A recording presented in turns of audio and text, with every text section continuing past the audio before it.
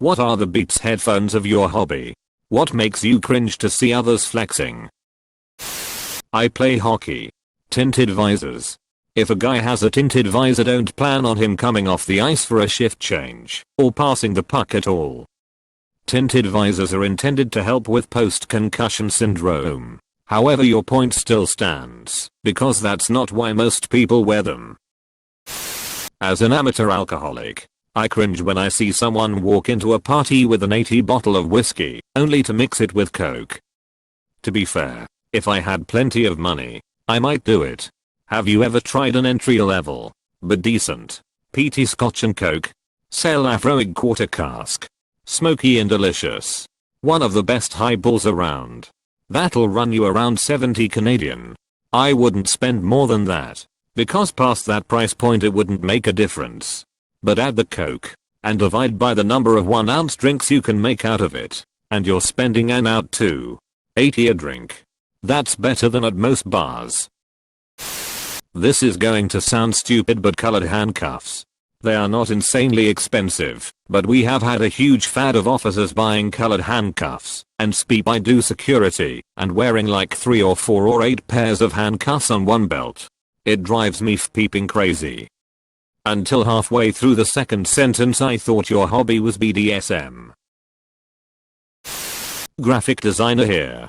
Almost any holistic or natural health shop uses papyrus as their logo's font. What a terrible font. Have you seen the Comic Sans in papyrus font? If I remember correctly, the creator had to change the name due to legal issues. Edit. Found it. Comic Parchment is the new name. Professional pilot here. And while not a hobby, it makes me cringe to see student pilots wearing 4-bar epaulets. I think you get the right to wear 4 bars as captain with thousands of hours of experience flying hundreds of people around. Not flying yourself around in a Cessna 170 to their Maverick. Wait. People actually do that? I wouldn't dream of doing that speep. Except maybe 5 stripes as a joke. Have these students never heard the phrase earning your stripes? There are schools who give out stripes for each license the kids get. Like, 1 for private, a second one for the instrument rating, a third for commercial, etc. Usually any school where the students have to wear anything you could put epaulets on is a place to avoid like the plague. To vanities. They are not awful, but they are really overpriced, and their sales strategies are a pain in the ass. Oops, I poured too much in the bag. Is that alright? Sure, but I'll only pay what I asked for. Here in Spain we have a chain called the Tea Shop. If they put more than you asked for, they only charge the quantity you asked for. Because if you try that bullspeep as a sales strategy, you always lose the sale. Always. I don't think you'd lose a sale on it in Sweden, as we are very conflict avoiding as a people. But salesmen wouldn't try it anyway, because it'd be unbelievably rude. Unless it's something not easily redivided, like meat. Well, perhaps the Swedish are conflict avoiding, in which case they not lose the current sale, but they'd probably lose future sales. Because why would you go back to a place that does that? I've gotten in fights before over in pool fencing equipment. Outrageously expensive equipment that I have never found to be any better than much cheaper domestic vendors like Absolute Fencing. I mean, I've known plenty of incredible fencers with Lee and Paul gear that suits them just fine. But if you go to a tournament and see some low skill maximum aggression jackass walking around like he owns the place, I can guarantee you, he'll be decked out in Lee and Paul. I know not everyone that is into fencing is rich, but I'm totally picturing you sitting at a giant mahogany desk in golf clothing with a greyhound sitting next to you while you type this. Isn't that right, Miffy? Lee and Paul is for Doucher bags. Read in the voice of Patrick Stewart. It was fantastic. Exactly. Hop up onto Daddy's lap, Miffy. It's time for your morning champagne. Free porn hubbies, just as good as your fancy premium Pornhub. Pornhub is entry level anyways. Do's videos if you want to find some specific videos, and don't mind seeing thumbnails of gross speep. Excuse me, but do you have a moment to talk about our Lord and Savior, Bing? You can also use Bing rewards soon to be Microsoft rewards to get free Amazon gift cards for searching for porn. Firefighter here. Any of those I fight what you fear type hero worship shirts are super cringe-worthy in our field. I know a bunch of guys who wanted to be firefighters after our school had a junior firefighting program. Well, they seemed to all have gotten their hopes up, because every single one of them had failed to get onto voluntary firefighting. Now 2 of them have lit their cars up with LED lights. Red in the back, and yellow/white in the front. One a Ford Taurus 2016. The other a Ford Explorer 2010 Sport Track. The local firefighting district and police officers use Fords. They on the low listen to police scanners, and are constantly appearing as good Samaritan first responders. One recently had a run-in with a cop, because he was standing in the middle of the road with a vest on that said police. He got off the court case without getting charged with impersonating somehow. The other constantly talks about how firefighters are a very tight-knit community. How they're a brotherhood and they're all the best to each other. He wears shirts that say first in, last out with a fire in the background about every other day at work. I don't know where these 2 guys get off at, and there are a few more like them. I feel sad for them. They couldn't get into the position they wanted, but they honestly have better jobs now. Benefits, more money, less death. But it's almost like stolen valor. Just domestic. They're using emergency lights? That's illegal as hell. We had a guy in my hometown buy a Ford Crown Vic, and he stuck a light bar on the car with a rear bumper border, with the org being just small enough to be barely visible at a distance. He would go as far as chasing people in his car. He was most definitely arrested for that.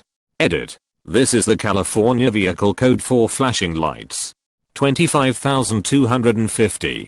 Flashing lights are prohibited on vehicles except as otherwise permitted. You can slap on yellow, and in some places maybe red lights. You can't use them to violate traffic laws, though. Technically all you can do is flip them on and drive just like normal, presumably steering with extra caution, so your hero boner doesn't impede you. Edit. Okay, so red is illegal in most places, but a few redditors have stated, and at least one cited the law, that it is okay in some areas. FYI, I'm only speaking for Merkins. Second edit. My biggest comment isn't about dicks or poo. I'm apparently redditing wrong. Third edit. Hero boners are dicks. I'm a genuine redditor. Patron tequila. I work at a large liquor store, and whenever someone acts like Patron is the good stuff I shake my head. Patron is the Beats by Dre of tequila. Edit. Some of my favorites are Selection 1579 or the Siembra Razzle Blanco are 2 of my favorite silver tequilas. There are tons of great ones though.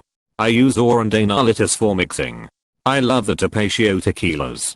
The Siembra Razzle Anniversary Reposado is amazing. I don't hate Patron. It's clean. It's better than some other options. But there are lots of other things to try if you have the opportunity.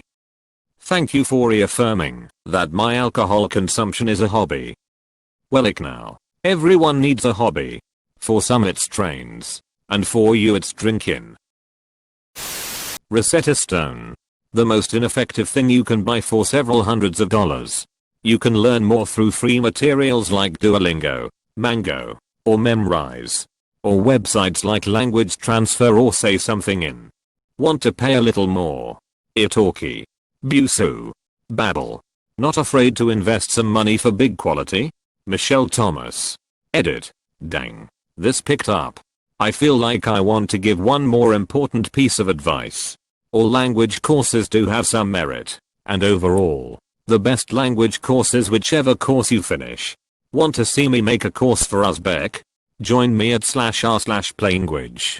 Languages in general, /r/language learning.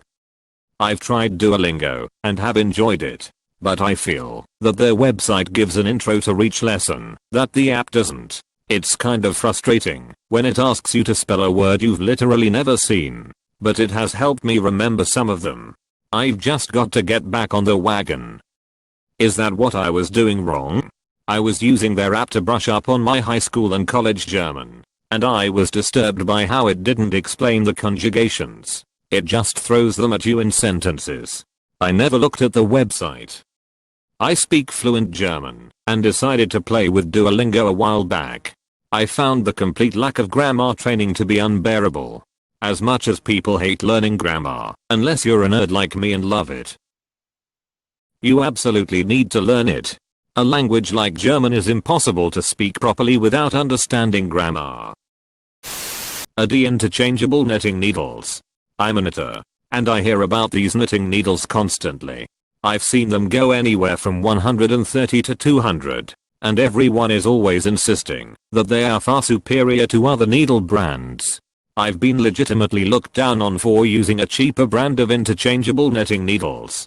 I'm all for having preferences. Please, if you want all of your edits, have a heyday. But my work isn't inferior to yours just because I knitted them on clovers or boys.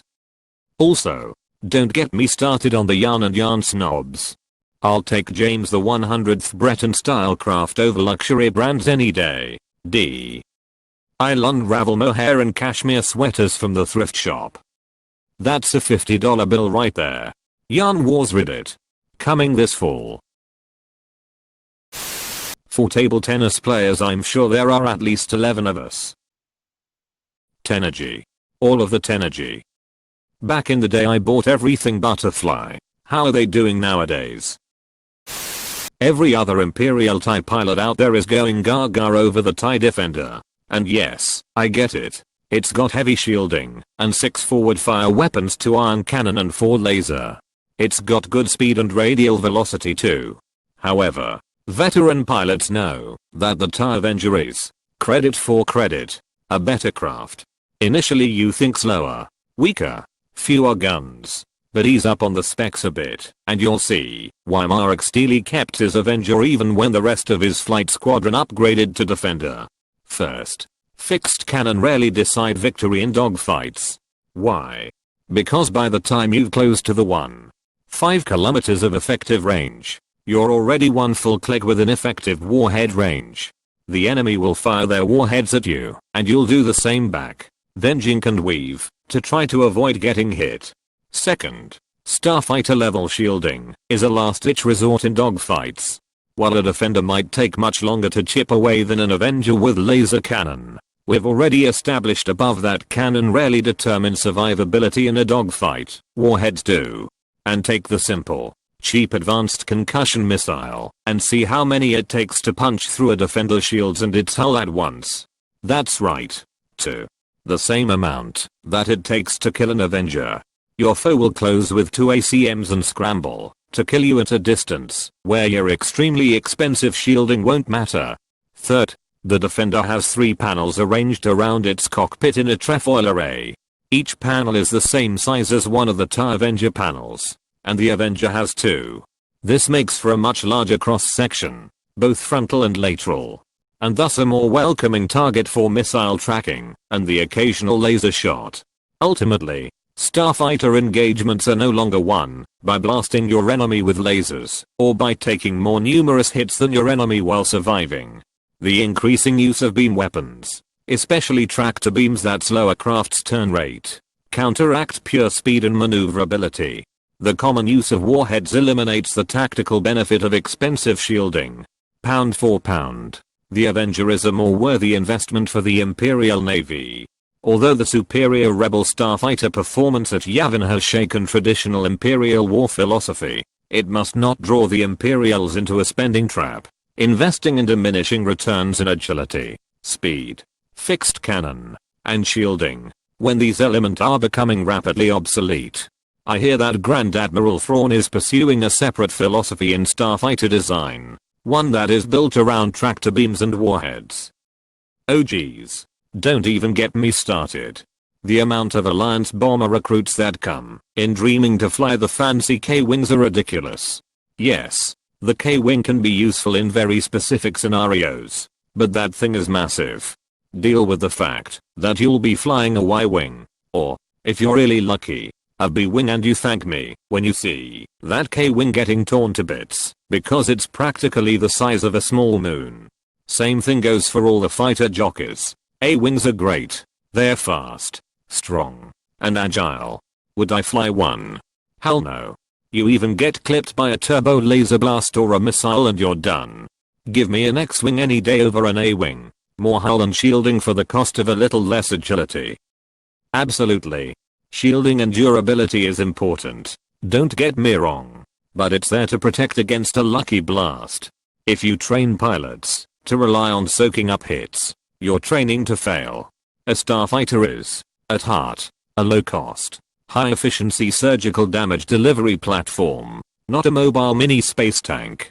Although the costs remain a tightly held secret, even the Executor fleet and second Death Star ultimately went with TIE Interceptor escort fighters, basically TIE Avengers but without shields. Imagine perhaps that a TIE Avenger is around X times as effective as a TIE Interceptor, but costs 2x as much. The economics ultimately work out one way.